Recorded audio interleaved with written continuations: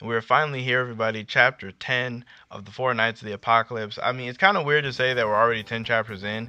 Honestly, so far, I think it's going pretty good. I think it's going pretty good.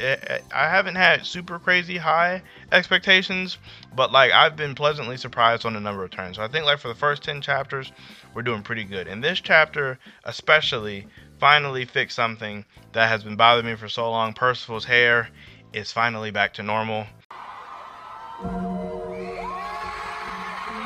His hair was already dumb, but the fact that it was just extra dumb for the past two chapters was just like way too much for me. To be fair, Dolores could have honestly cut it off a little bit more. She could have cut those wings off entirely and I would have been very happy.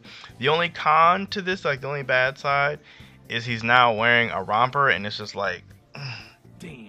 But anyway, in the more so beginning of this chapter, we kind of get the fairies, apologizing to Nansons, for blaming him for being the cause of all this.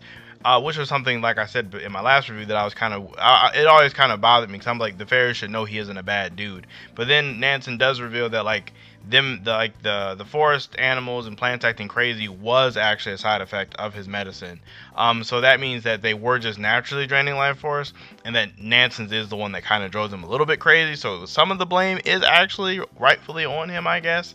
But him and Percival together still did save everything. So I mean, there is some good in that, I guess.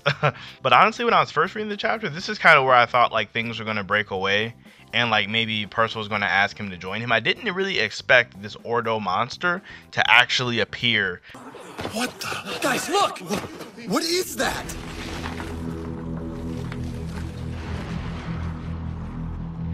It's a titan! And of course, Nansons and Dolores recognize it immediately as Ordo.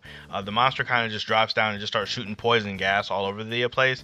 And now it's one thing where this monster doesn't resemble any of the demons that we've seen, or like any of those, like I guess like holy night demons that we've seen. I don't know if you guys remember, like in the first season of Seven Deadly Sins, when like that new generation of holy knights were turning into demons, or like some half demon type things.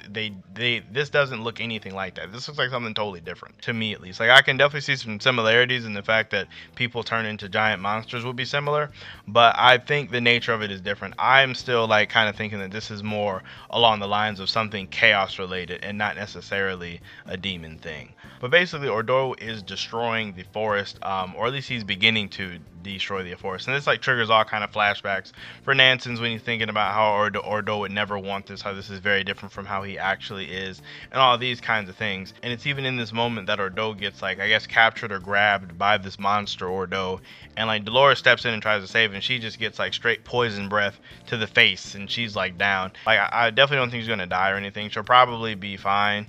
She might need to be cured by Nansons afterwards or some type of antidote. But giants are pretty tough in Seven Deadly Sins. Like in this verse, like they're pretty strong, like or resilient if nothing else. So I think she'll be fine after all this, honestly. Then we also do get to see the fairy again that Nansen captured, assuming him being like the kind of mastermind behind this exact scenario.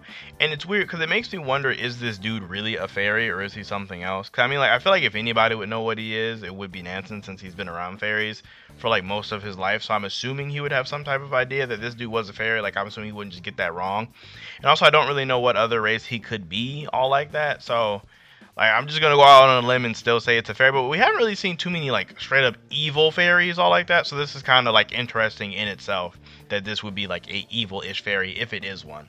But essentially he says that he's the one that turned Ordo into this because he is a sinner. Now I'm not for sure exactly what that could mean. I'm not for sure what Ordo could have done to this fairy or person in the past to make him do this, but I guess that is his reason. Hopefully, I really hope we find out what exactly happened between all this in the next chapter, because I'm really curious to know, like, because all this happened a while ago. It's not like this just recently happened. This happened like a couple of years ago, I want to say, when Ordo had first disappeared. So I just want to know how this all went down exactly.